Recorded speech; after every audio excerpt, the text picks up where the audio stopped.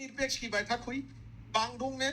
Ahmad Sukarno थे, जवाहरलाल नेहरू थे, Marshal Tito थे और कर्नल नासिर। इन लोगों ने पूरी दुनिया से कहा कि देखो भैया, हम गुट निरपेक्ष में ना रूस की ओर हैं और ना ही अमेरिका की ओर हैं। हम लोग विकासशील देश हैं, हम अपना संगठन बनाते हैं, पूरे ग्लोबल एरिया में अपना संगठन बनाते हैं। तो दक्षिण दिशा वाले ज्यादा पिछड़े थे, जिन्हें ग्लोबल साउथ कहा गया या गुट निरपेक्ष कहा गया। ग्लोबल साउथ या गुट निरपेक्ष, इसके संस्थापक Jawaharlal Nehru, marshal Tito, Ahmed Sukarno और कर्नल नासिर। तो हम लोग बचे रह गए। लेकिन अमेरिका जो था वो पाकिस्तान अमेरिका के फेवर में चला गया। जैसे पाकिस्तान अमेरिका के फेवर में गया तो अमेरिका ने देखा कि इस देश को कमजोर रखो, क्योंकि गुलामी हमेशा गरीब इंसान कर सकता है। याद रखना, पिछड़ा और गरीब ही गुलामी कर सकता है। आगे बढ़ गया है और पैसा हो गया, गुलामी नहीं करेगा। तो अमेरिका कहा कि इसको गरीब रखो, इसलिए उसने सेनापति को चढ़ाया और कहा कि प्रधानमंत्री को हटा के तुम ही कब्जा लो। अमेरिका की गोद में गए थे कौन? पाकिस्तान। तो वहां के सेनापति को चढ़ा के प्रधानमंत्री को मरवा दिया, कहा कि अब हम रहेंगे। अब जब आप रहिएगा तो लीगली तो आप है नहीं, तब तभी रहेंगे जब बैक सपोर्ट रहेगा। अब अमेरिका बैक सपोर्ट देता है सेना को। आज भी देखिएगा, अमेरिका जो है पाकिस्तान के सेनापति को कहता है very good, my favourite field marshal. नहीं समझे? इसको मुनीरवा को, आसिफ मुनीर, समझे कि नहीं? आसिफ मुनीर को। तो पाकिस्तान को अनस्टेबल कौन कर दिया? अमेरिका। हम लोग किसी फेवर में गए? हम लोग किसी गुट में नहीं गए। इधर थोड़ी हम लोग की विदेश नीति शिफ्ट हो रही है। हम लोग को पता नहीं क्यों मीडिया में, और हमें लगता है विदेश मंत्रालय के जो पॉलिसी मेकर्स हैं, कुछ गड़बड़ तो नहीं है इन सब के साथ। ये अमेरिका की ओर ज्यादा झुकते जा रहे हैं सब। अब गौर करके देख रहे हैं कि नहीं? भाई तुम्हारा लड़ाई है ईरान से, हम क्यों तेल नहीं खरीदे? हमारा लड़ाई है पाकिस्तान से, तुम छोड़ दो रिश्ते वहां से। तो नहीं, अमेरिका याद रखिएगा भारत का दोस्त नहीं, बॉस बनना चाहता। और ये दोनों एक के थाली के हैं सब। जब इंडिया पाकिस्तान में लड़ाई होगा ना, तो इजराइल को कहेगा ना अमेरिका कि तुम इंडिया का साथ देते हो, अमेरिका कहेगा हम पाकिस्तान का साथ दे देते हैं। तो दोनों साथ दे देगा मिलजुल के। इजराइल वो देश है कि एक बार अमेरिका को कह देगा कि पाकिस्तान को हथियार नहीं दीजिए तो नहीं देगा। अमेरिका को कंट्रोल कौन कर रहा है? इजराइल। उनके सारे टॉप लीडरों को फंसा लिया है, और टॉप लीडर को फंसा लिया। इवन ट्रम्प की बेटी शादी हुई है उसके, इजराइल की, उससे। इवांका ट्रम्प का हस्बैंड क्या है? ज्यूज है। तुम्हें पता नहीं हो, हंस रहे हो, अलग बात है। उसका नाम हमको ध्यान तो नहीं आ रहा है। अरे हम उनका फोटो वो है।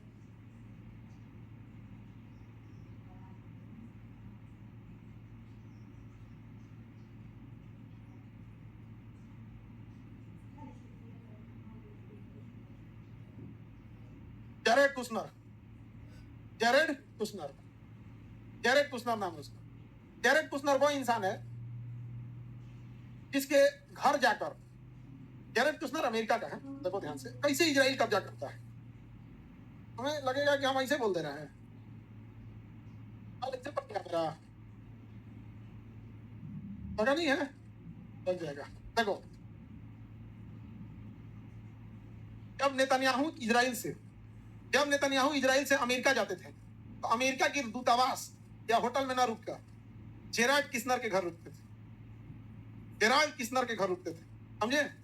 अब सोचो, अगर भारत से प्रधानमंत्री नरेंद्र मोदी अमेरिका जाएं और होटल दूतावास में ना रुके, किसी व्यक्ति के घर रुके, वो इंसान नरेंद्र मोदी का कितना करीबी हो सकता है? तो इजराइल के प्रधानमंत्री बेंजामिन नेतन्याहू जब अमेरिका जाते थे तो किसके यहाँ रुकते थे? जेराल्ड किशनर। और जेराल्ड किशनर ट्रम्प का दामाद है।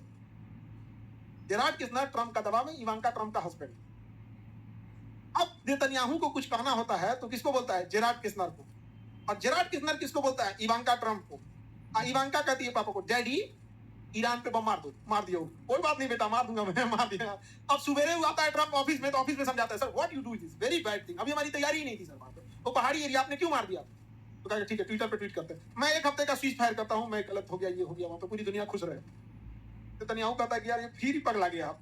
फिर वो किसको बोलेगा? जेराल्ड किशनर को किसको बोलेगी? इवांका ट्रम्प को बोलेगा।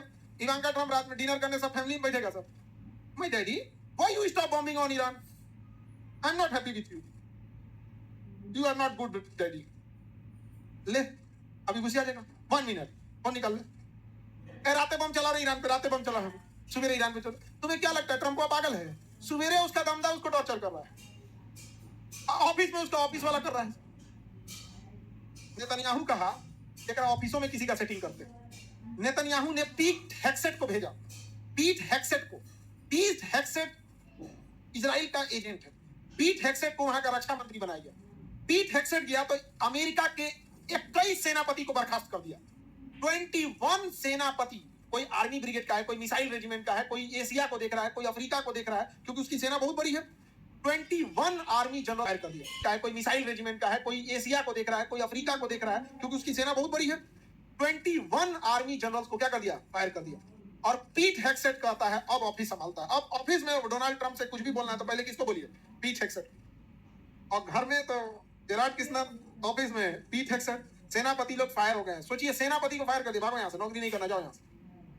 डोनाल्ड ट्रंप को से कहकर उसने, पीट हेक्सेट ने स्कूल पे बम मरवा दिया ईरान की छोटी छोटी लड़कियों पे। तो अमेरिका पे तो आरोप लगेगा ना भाई, अब ये क्या कर रहे हो, ये तो कोई बात नहीं है। तो पीट हेक्सेट ने ट्रंप को बताया कि मीडिया में झूठ बोला जाएगा कि इस स्कूल पे बम गिराया गया।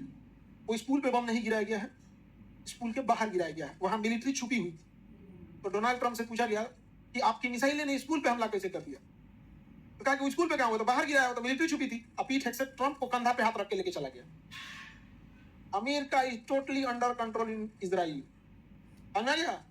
ये कुछ भी कर सकते हैं, बेटी दामाद तक कुछ भी इनको मतलब है कि अगर इनको लगेगा कि फैमिली को कंट्रोल करने के लिए बेटी भी देना है ना, तो कभी हो गया तो डिवोर्स करा देगा, डिवोर्स देना, क्या वहां चल जाओ, भेज देगा सब। दे कंट्रोल्ड एवरीथिंग। अब पूरा अमेरिका को कंट्रोल करते हैं जेराल्ड किस्नर और पीट हेक्सेट। जेराल्ड किस्नर ने एक कंपनी बनाया और कहा कि हमको दुबई के राजा से, किसे किसे बोला? अरब के राजा से, अरब और दुबई वगैरह के जो राजा हैं सर, उन लोग से बोलता है कि आप हमको क्या कर दीजिए, पैसा दीजिए, हम आपका पैसा क्या करेंगे? इन्वेस्ट करेंगे। हम आपका पैसा इन्वेस्ट करेंगे। दुबई के पास बहुत पैसा है, ओमान के पास है, कतर के पास है, अरब के पास है। इसने पैसा कहाँ इन्वेस्ट कराया? हाँ, अमेरिका। और जेराल्ड किस्नर ने ये पैसा अमेरिका इन्वेस्ट कराकर दुबई से वापस इजराइल भेज दिया। जा रे बाबू, खेल खत्म, खेल खत्म। अरब देश का वर्तमान का पैसा जेराल्ड किस्नर की कंपनी के थ्रू इजराइल पहुंच गया है। अब इजराइल कहता है कि तुम अगर अरब वाले ईरान का साथ दिए तो तुम्हारा पैसा हम वापस नहीं करेंगे। अब अरब वाला कहता है जेराल्ड किस्नर से कि मेरा पैसा वहां क्यों ले गया? आके आपको मुनाफा भी चाहिए, आइयो सोचेंगे कहां जाए। समझा? किसी को दिक्कत? अब आपको लगता है कि इजराइल ट्रंप को यह नहीं कह सकता है कि इंडिया का ऑयल आने दो ईरान से, इंडिया को क्यों रोक रहे? क्या लगता है इजराइल कह नहीं सकता है? क्या वो इजराइल ये नहीं कह सकता है कि खुलेआम पाकिस्तान को धमकी देता है, लेकिन ये नहीं कह सकता ट्रंप से कि पाकिस्तान को हथियार मत दो? पाकिस्तान का जितना लेटेस्ट हथियार है किसने दिया है? अमेरिका। नहीं कह सकता है। चाल समझ रहे हो? जहां जाते हैं सब ना पूरा खा जाता है, इकोनॉमी खा जाएगा। 21 सेनापति को हरा दिया, उसकी आर्मी कमजोर हो जाएगी। चलिए अब आगे का क्लास कल समझे।